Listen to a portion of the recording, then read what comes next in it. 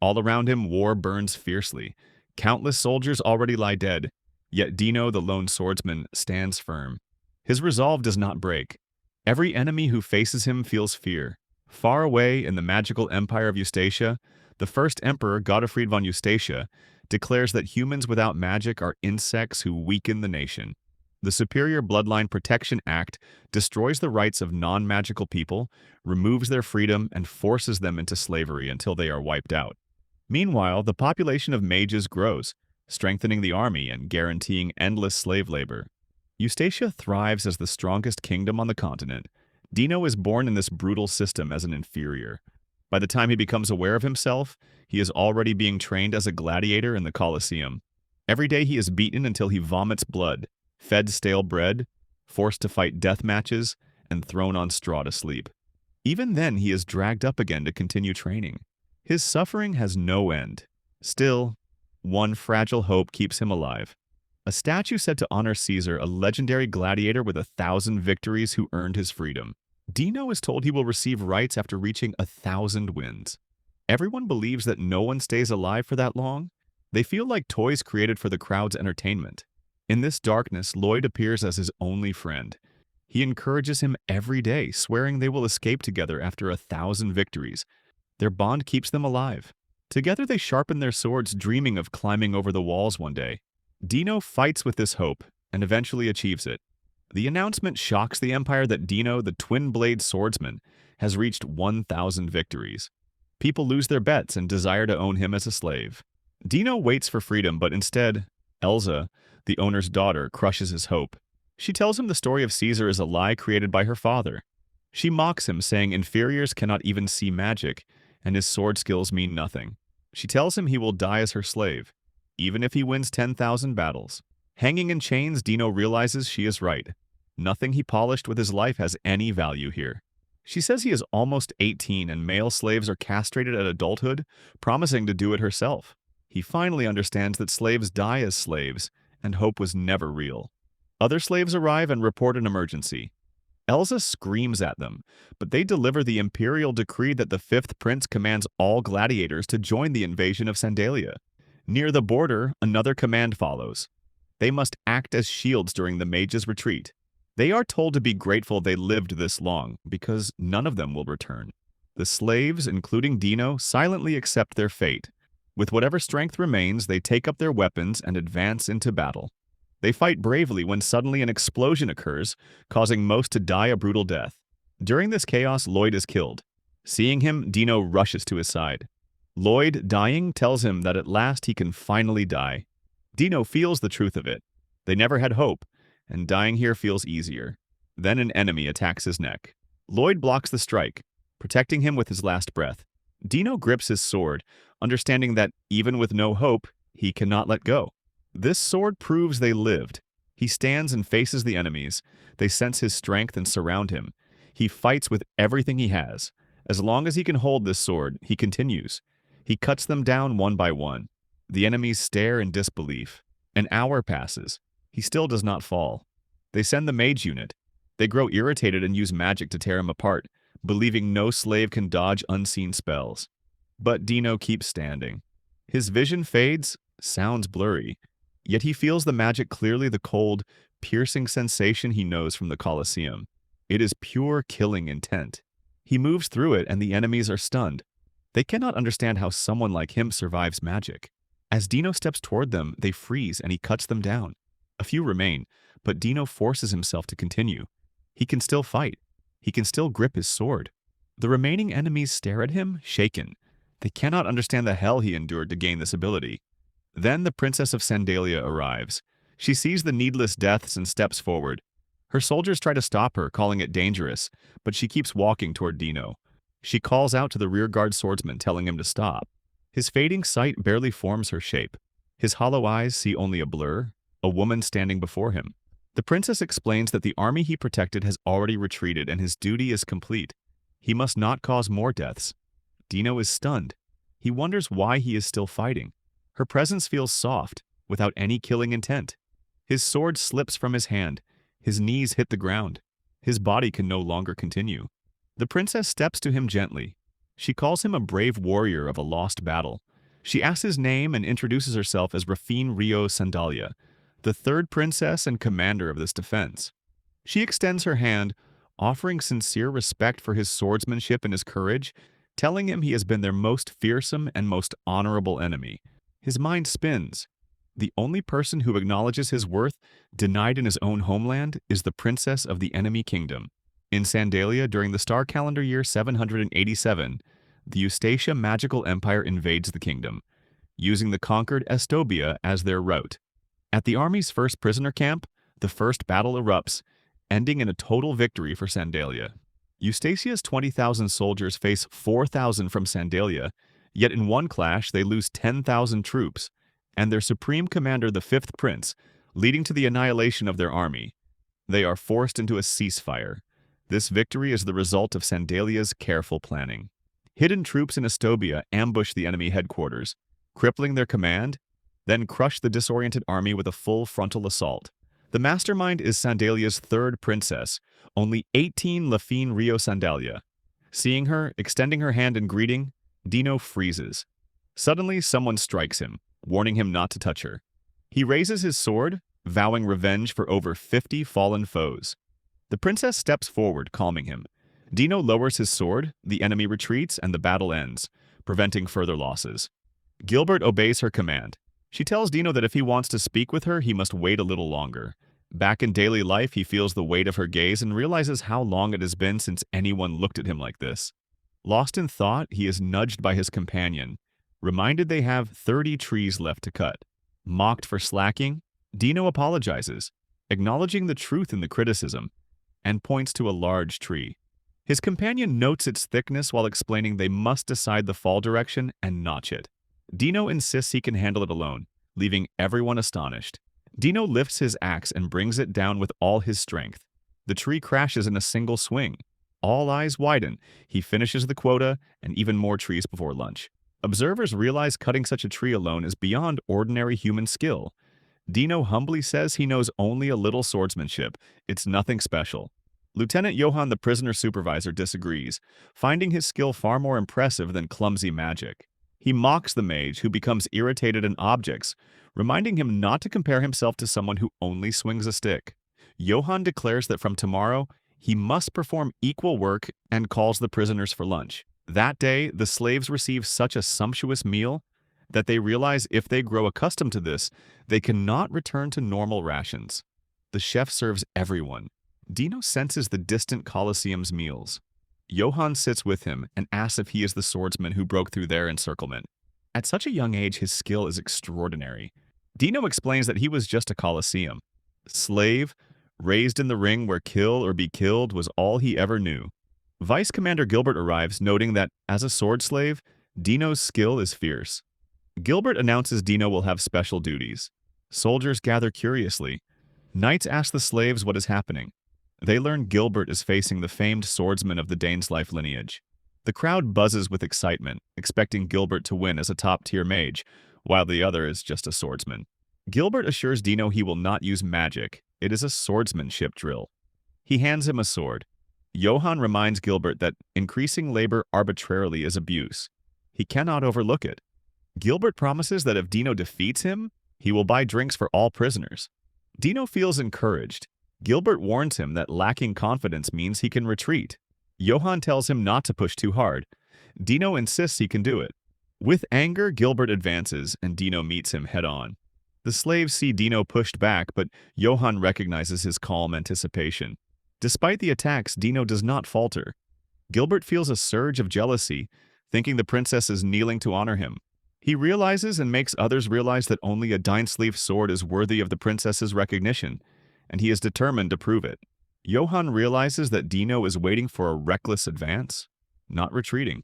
The battle intensifies. Gilbert attacks, aiming to exploit hesitation, but simple strikes fail and his plan collapses. Dino remains steadfast. Suddenly, a hidden sword appears behind the thrown one, and all three swords strike at once, ruining Gilbert's plan. Dino strikes, blood spilling with every precise blow. Johann watches in astonishment. Even wounded, Dino's attacks leave no flaw. Dino grabs him tightly and drags him across the ground. He overwhelms him, holding his sword firmly and controlling the battlefield. Then he relaxes his grip on the sword, explaining that his skills cannot rival theirs and suggests they practice with someone else. Everyone is astonished to see Gilbert defeated and Dino victorious. They marvel at his calm under a hidden magic attack. Dino knows pain is manageable. As long as it is not fatal, he can move, and if he can move, he can kill. This is the one thing he can never lose. With certainty, the slaves toast his name, celebrating late into the night.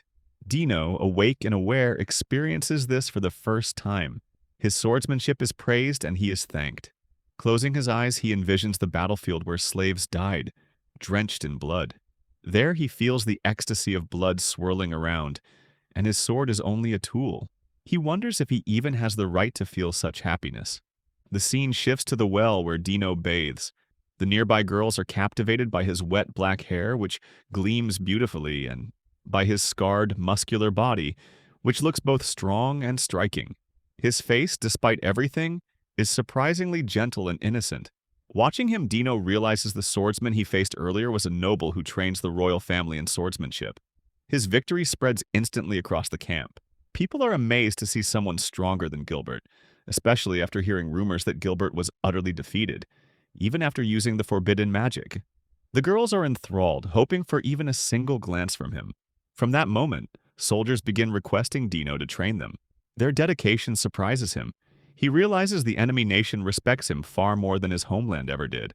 Warm meals, kind words, things unknown in his past make his current life feel dreamlike, and he cannot deny a sense of contentment. Gilbert suddenly appears behind him, stopping him. Dino turns, startled, meeting the anger in his eyes. Gilbert informs him that the princess summons him and orders him to follow. Arriving, Dino is surprised to see the princess smiling. She tells him she has a small task remaining and asks him to wait. Dino respectfully mentions he heard the war is over, but she remains busy. Princess Rafi explains that the aftermath keeps her busier than the war itself. She compiles a list of soldiers killed in battle for bereavement payments to their families. He quietly suggests delegating such work, but she refuses. This is a task she cannot entrust to anyone else. She stresses that though their side suffered fewer losses, soldiers still died under her command, some on nearly suicidal missions. If she ever thinks of them as numbers instead of people, she would become a monster. This work keeps her human. Dino suddenly apologizes, realizing some present are people he himself has killed. The princess reassures him it is not his responsibility. Soldiers bear no burden for war. That weight falls on those who lead nations. She affirms he fulfilled his duty honorably and has no reason for guilt. She adds that she respects his skill, which is why she summoned him. As she shakes his hand, she offers him a position under her command, equivalent to a captain. Dino is astonished. She explains that while Eustatia's advance was blocked, the enemy's ambitions remain, and they still lag militarily in troops and mages. Normally, only mages can become officers, but his swordsmanship is exceptional. She can bypass bureaucratic rules to fully reward his talent. She asks his thoughts. Dino understands the gravity. An enemy princess wants him as a commissioned officer. Though unfamiliar with military ranks, he realizes she values his skill, once called worthless. He recalls Elsa's words that even after 1,000 victories, he would remain a slave. Accepting would mean freedom, escape from hell, a chance he desperately wants. Seeing him hesitate, the princess gently reminds him that she expected immediate acceptance. He doubts himself, feeling inferior. She explains that in Eustatia, those without magic are persecuted. She knows he was a gladiator, displayed like an animal, and expects he would seize any chance to escape such a life. Still, he hesitates at the thought of reward. She senses the pride he felt in his sword when defeating Gilbert. The contradiction fearing reward yet clinging to his sword prompts her to ask why. With a heavy heart, Dino confesses he killed his best friend. Shock ripples through the room. He explains he had a best friend, a gladiator named Lloyd around his age, who always encouraged him. They promised that if they won 1,000 matches, they would be free. Thanks to Lloyd, he never gave up. But in the arena, only one gladiator survives. To live, he killed his friend and others in the same hell, counting toward 1,000 victories. He admits he has become a selfish, ruthless monster. He now understands why he cannot claim happiness alone. The princess listens and tells him she understands his hesitation. She asks if he can try to be happy first, setting all else aside. Everyone is astonished. Gilbert notices her casual approach, but she explains seriously that in stories, friends always want each other's happiness. She notes he never knew Lloyd personally, he might even curse him from the grave. She realizes that only Dino can answer for Lloyd. She emphasizes that only he can find that answer, but it takes time. A life without choice allows no such luxury. She advises him first to secure stability, then seek answers properly. Gilbert remarks that it is roundabout, but the princess apologizes, clarifying she cannot speak for his friend. She moves his bangs aside, revealing his handsome face, hidden beneath his hair. He asks if he deserves happiness, noting no monster would agonize over such questions or wear such an expression. She reassures him he is painfully human. Overcome, Dino begins to cry, losing composure. He feels the weight of being a mere prisoner and slave, questioning what right he has to someone like her. He realizes that she could have forced obedience, yet she still tries to understand his heart. Only now does he understand that he never knew such people existed in the world. Thinking of Elsa, he recognizes that if allowed, he would serve her the one who found him in hell. He wants to become her sword and apologizes. The princess accepts, leaving him astonished. Meanwhile, Gilbert's younger sister brings supplies for them, thinking about whether her elder brother will praise her thoughtfulness. Their father assures her he will, without fail. On the way, a sudden commotion erupts, people shouting and screaming. Johann and the others are astonished. They see the prisoners collapse all at once. Due to overwhelming popularity, the story becomes officially serialized, with each issue presenting a spectacular tale of rising through the ranks. Dino is injured and the princess arrives immediately to check on him. Seeing his wounds, she cannot grasp the chaos around her. People explain that the prisoners under the curse are collapsing one after another. Shocked, she struggles to comprehend the scene. Alice explains that this is a curse, not magic, not the work of a mage. All soldiers of Eustacia are afflicted. The curse consumes mind and body simultaneously, a vile sorcery meant only to kill humans, slowly eating them away. An elder medic confirms the truth, explaining that when lesser races are forcibly conscripted, the curse is placed. It kills anyone who remains away from Eustacia too long. He adds that the enemy believed they could mock the lesser races with good treatment, but they were wrong. Relieved, the princess grips his collar, asking seriously if ordinary meals and beds count as excessive kindness. Gilbert reassures the princess that he understands her feelings, but the man is a prisoner and must be freed for others' sake, which she accepts. She delegates full authority to the special class medic officer, instructing them to use as much medicine as needed and do everything possible to save lives. Alice understands and uses her healing magic to revive those who can be saved. Everyone watches in astonishment as the bleeding temporarily stops. Regret quickly follows that healing can only halt physical collapse. Alice senses that the curse attacks the mind as well. If the mind succumbs, the body will collapse faster, unstoppable. Without magic, resistance is slim. The princess urges action. She cannot allow more deaths. Dino, disoriented and injured, does not know where he is. Eyes closed, he finds himself in darkness, realizing he should be in the princess's room. Suddenly, he notices the fallen prisoners and recognizes one, the same person he killed in the coliseum. The others explain that only he deserves the reward. They died so he could receive it. Dino realizes that if forgiveness were possible, he would be a fool. But it is not. He understands his selfishness has caused death. Thinking of the princess and her words that she respects his skill and valor, he finds hope. Even if unforgiven, he wants to live beside someone who valued him as a person. He knows he cannot remain here. The prisoners continue collapsing. Johann sees that no one without magic can resist the curse. Dino, still alive, bleeds heavily, barely kept alive by sheer willpower. At this rate, he will die.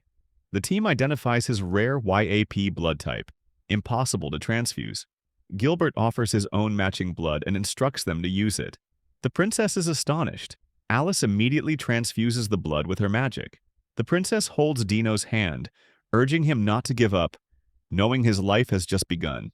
He fights amidst falling bodies, determined not to surrender. Suddenly, the fallen friend from the coliseum appears, urging him not to be happy alone and to come along. Seeing the sword in his hand, Dino accepts it. Calls to finish the fight echo. Suddenly, the battlefield manifests before him. Lloyd sees him cry and tells him not to make that face. They are gladiators, both knowing this day would come. Dino realizes his companion is truly present, but his figure now is a deceiver. Calling him a fool, he comprehends the truth. The dead gather, forming a massive monster. Dino raises his sword, testing the limits of their skill and strength. He fights with all his might, does not retreat, and finally achieves victory. The princess, tears filling her eyes, watches as he breathes normally again. The curse is lifted and he stabilizes. She cannot believe he has returned, crying with happiness. Dino, thinking of the one who acknowledged him when no one did, holds her hand and, in a single word, tells her to make him her sword. She is astonished. He senses the decoy unit has killed the enemy prince. Exploiting the chaos, they win decisively. The enemy's main force is destroyed, their own loss is minimal. Dino surrounds them, weakening their strength, and senses the battle's vast scale and daily toll. Grateful, he swears never to let her regret choosing him. From this point, the meeting of the prisoner, the sword, the slave, and the princess of a gifted nation begins the hero's tale, passed down through generations. Meanwhile, in her mansion, Elsa ruthlessly kills all the slaves. Without permission or hesitation, she would never forgive anyone for vanishing, thinking only of Dino. More than a month has passed since the clash between Sandalia and the Eustacia Magic Empire. During the 30-day ceasefire, conditional on a prisoner exchange, the main forces of Eustacia withdrew to their interior territories. With the immediate threat gone, frontline commander Rafine confirms the situation and prepares to return triumphantly to Florence. Her sword, the enemy nation's enslaved swordsman, is Dino. This popular fantasy story continues to captivate readers, and the skilled Dinesleeve siblings appear dressed in elegant, formal attire. At the royal capital, Florence, Dino impresses everyone with his fine outfit, and the princess is equally taken aback. Even casual clothes suit him perfectly, and she feels delighted. Energetic, she begins instructing him to carry out commands and perform tasks, explaining that she is choosing his clothes, he cannot wear his old rags forever, and tells him he will accompany her on a town outing. He is surprised but listens. She reassures him that today is the only day she can spare for play, having been busy handling her duties, preparing reports, and managing peace negotiations. Being her sword, waiting by her side should be no problem, and he accepts this. She instructs the shopkeeper to deliver all the outfits he tried on and requests her usual attire. Dino notices her disguise with a mustache and asks if this is her proper outfit. She explains it is to avoid attention in town. As the Baron with a beard, no one would suspect a princess. She demonstrates the clever use of the blind spot of the mind, created by prejudice, which he understands. Despite this, townsfolk still recognize her, wishing to greet and thank her. They head to a restaurant where she feeds him Sandalia's specialty, pescatora. Dino marvels at the mix of ingredients, while she explains the combination of inland tomatoes and olives with sea produce. He thinks about the shells and studies the fork to figure out how to fight. She laughs and shows him how to use the fork. As he eats, he discovers the shells are edible, carrying a fresh, sea-like aroma. He enjoys the dish immensely, finding it far superior to prison meals. She adds a bit of sauce and encourages him to try again. When he takes another bite, his expression suddenly changes. He feels a sharp heat.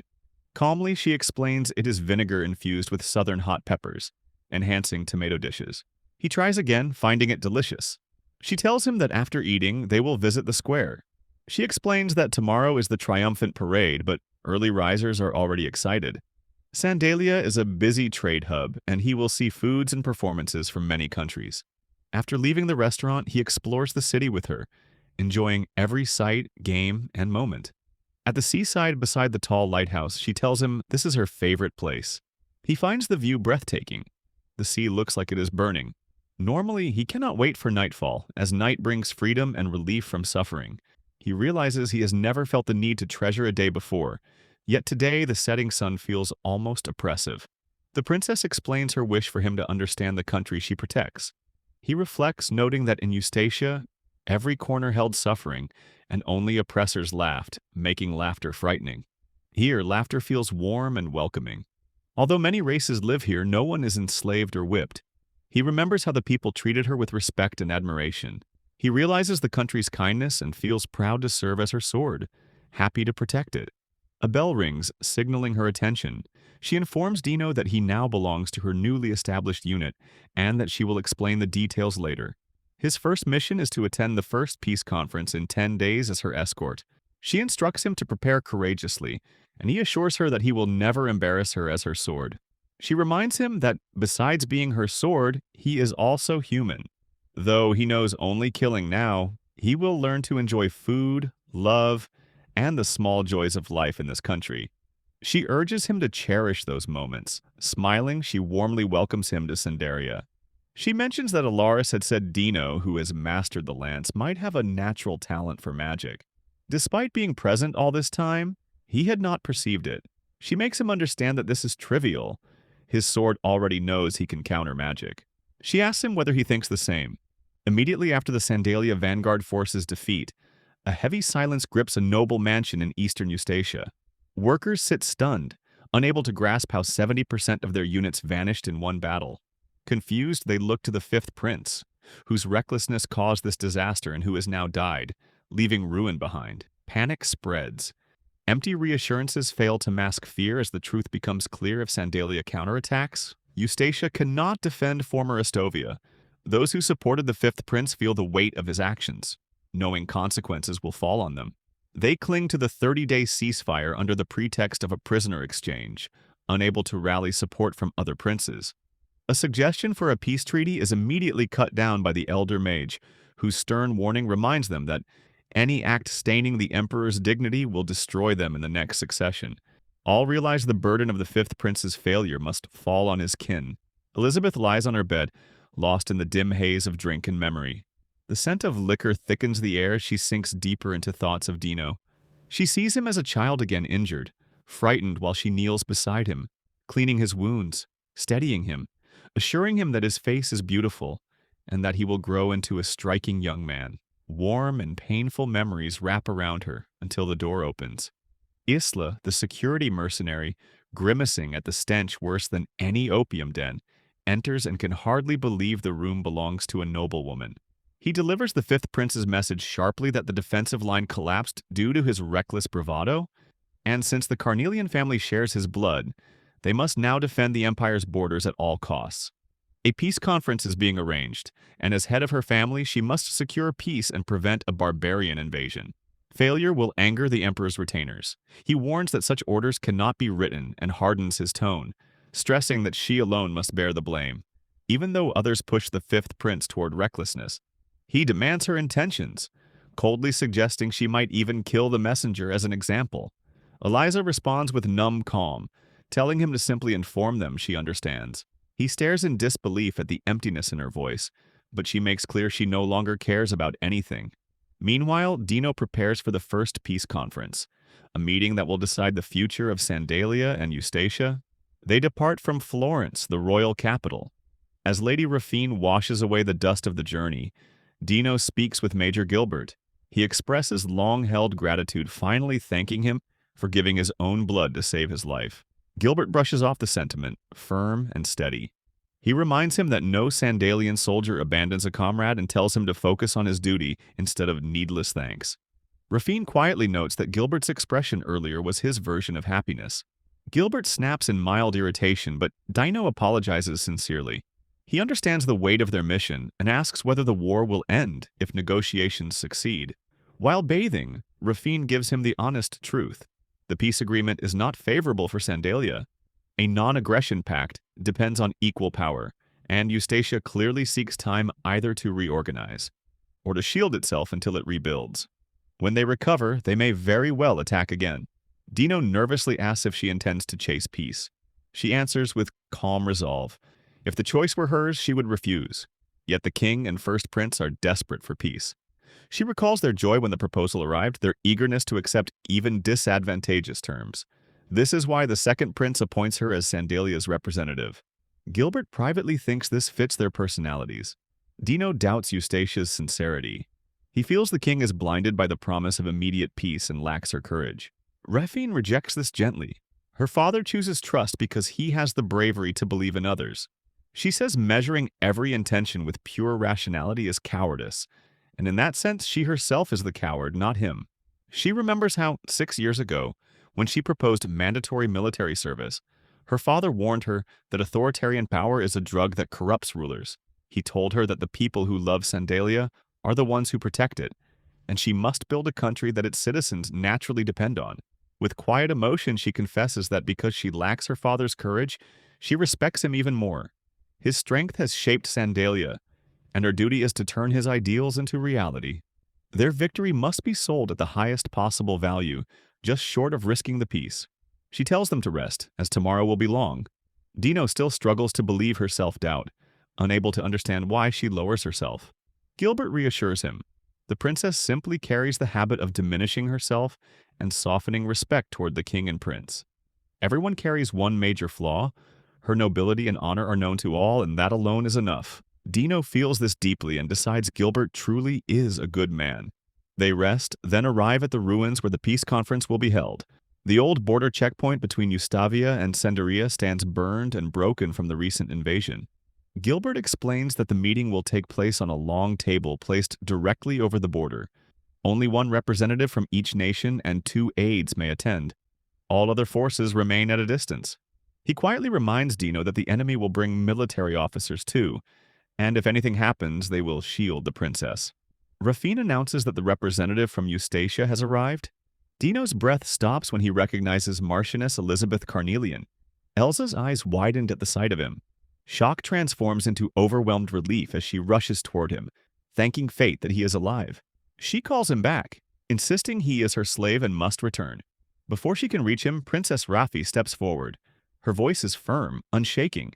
If Elsa crosses the border, it will be treated as an invasion, and they have already agreed on this boundary. Elsa freezes, startled by Dino's frightened reaction. Rafi explains calmly that she understands the connection between them from his expression, but Dino is no longer a slave. He is now a citizen of Senderia and under its protection. She no longer has any right over him. The princess grants her this one misstep for the moment and orders her back to her seat. Fury rises sharply in Elsa's eyes as she realizes the situation. Elsa's father calls to her, urging her to return, emphasizing the importance of the peace conference for the Carnelian family. She steadies herself, regaining control over her anger, and begins the proceedings, while Dino trembles with fear. Princess Rafi explains their peace proposal in exchange for a non-aggression pact. Eustacia will pay 100 million imperial dollars over 10 years for preparations, a sum she rejects immediately. They ask why, and she calmly replies that the amount is too small. The invasion destroyed several facilities and took many lives, with damages estimated at 300 million. Adding compensation for the bereaved families raises the cost even more. She warns that they cannot risk the payment stopping midway if Eustacia changes its mind during those 10 years. They ask if she implies a lack of trust in the Eustachian Empire. She turns the question back, pointing out that their actions burning homes, killing people, trampling land provide no reason for trust. Expecting immediate forgiveness is unreasonable. Sincerity must come first. She demands that 500 million imperial dollars be paid in full for preparations, Sandalia's minimum requirement. They are shocked by the sum. The princess explains that such sincerity may allow them to see the recent invasion not as selfish aggression but as a tragic misunderstanding, letting them swallow their tears. She knows the estimated damages are a little over 200 million, and realistically they may settle around 300 million. The Carnelian family's position as peace representatives is weakened. They are related to the fifth prince's mother, abandoned by the majority faction, and pressured to secure peace at any cost to buy time for military reorganization. Some unreasonable terms must be accepted. In her heart, she resolves to honor her father's wish for peace while gaining every possible advantage. Elsa's father agrees on the need for sincerity, but protests that 500 million is excessive. Suddenly, Elsa declares that the Carnelian family will pay the full amount, but only if Dino is returned to her. Dino is stunned. Her father reminds her that, though he has relinquished headship, he retains rights as her guardian and warns her against hasty decisions in family matters. Elsa, firm and unyielding, calls him annoying. She casts her magic and he turns to stone instantly. Gilbert is stunned. Elsa asserts that no one objects to her. She notes that selling the coliseum could raise roughly 500 million. She speaks her truth that with Dino she needs nothing else. She reminds him that he feels the same, after all the love she has given him. Dino grows even more anxious. Elsa presses him to speak aloud he will return to serve his young lady. She declares it an order, and he knows the consequences of disobedience. Memories of past torment flash before him. He realizes he has escaped those towering walls, yet the past clings tightly, filling him with trauma. The princess's words echo in his mind that she seeks to fulfill her father's ideals. Even thinking of her, the present feels unbearably tense. The princess reminds them again that Dino is a citizen of Sandelia. She condemns any notion of selling him or becoming slave traders, declaring it an insult to Sendelia. She informs Gilbert and Dino that the meeting is over, and they are returning to Florence. Holding his hand, she leads him along. Dino struggles to comprehend the situation. The princess reassures him that the pain he endured is over, that the filthy hands of the past will never touch him again. She affirms that they will never abandon him, as he chose to stay at their side. Elsa seethes with fury, hurling insults and casting magic, but Gilbert confronts her, sword ready, warning her that insulting his master will not go unchallenged. Elsa's companion joins in, but Gilbert shouts that even her dog cannot recognize its true master. Her companion tries to silence him, claiming that mercenaries protect even the biggest fool once payment is made.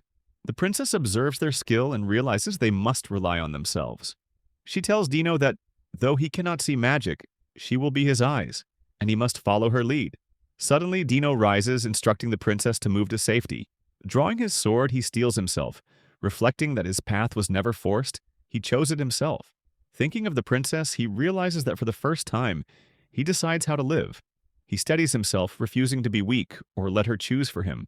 He advances toward Elsa, determined to cast off the past with his own hands. He is no longer a slave and will never return to her side. Elsa, furious, hurls her magic at him, and reminds him that if he has forgotten, she will make him remember. She declares that he is her slave, a fate decided from the moment he was born. He closes his eyes, recalling the feeling of fighting on the edge of death. He cannot see magic, but the chilling presence of killing intent proves the enemy's reality. He trusts his senses, sharpened by mortal danger. From the shape of the intent and the bloodlust, he imagines the unseen threat before him. He knows that if he could not do this, he would never have survived 18 years. He confronts her magic, seeing it clearly in her eyes, realizing its form. Elsa is shocked that he should not perceive magic, yet he does. She attacks with the same spell that had turned her father to stone.